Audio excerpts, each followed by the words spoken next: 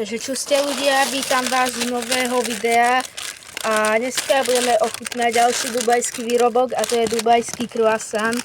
Takže minulé sme mali dubajskú natierku, to bolo až moc sladké podľa mňa, ale bolo to dobré, ale dneska tu máme takýto croissant, takéto. Takže mať na kamarátovom videu takýto dubajský croissant. Dajte like a odber a zvonček, aby vám neuniklo video a my to ideme vyskúšať. Už sa tešíme. Stojí to euro 40 v Lidli, zase na námestí v Dubnici nad Váhom. Tak to vypadá pekne, vidíte to? A tuto? Ty kokos, ale veľký je. No veľké. To je jak ten masový croissant XXL, čo býva v Lidli. Takže ja dám kamarátovi. Dúfam, že tam je aj plnka. Nie. Nevadí. Je to iba z vrchu, hej? Hej, je to iba z vrchu, tak tu. Mám dobre to. Je to idem okoštovať. No. To je jak ten masový croissant, iba sú tam pistácie a nejaký krémik.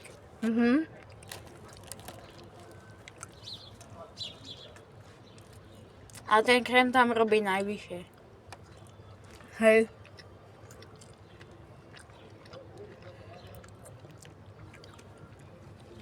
No. Takže...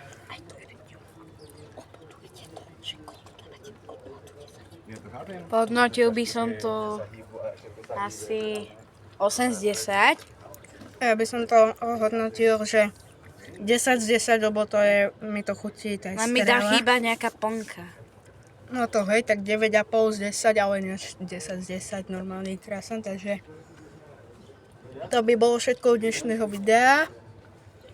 A dajte like a odber a zvonček, aby vám neuniklo video. Takže A napíšte do komentára, čo by sme mali ochutnať na ďalšie ochutnávky. Mi napíšete dole do komentára, čo máme ochutnať. Dovidenia.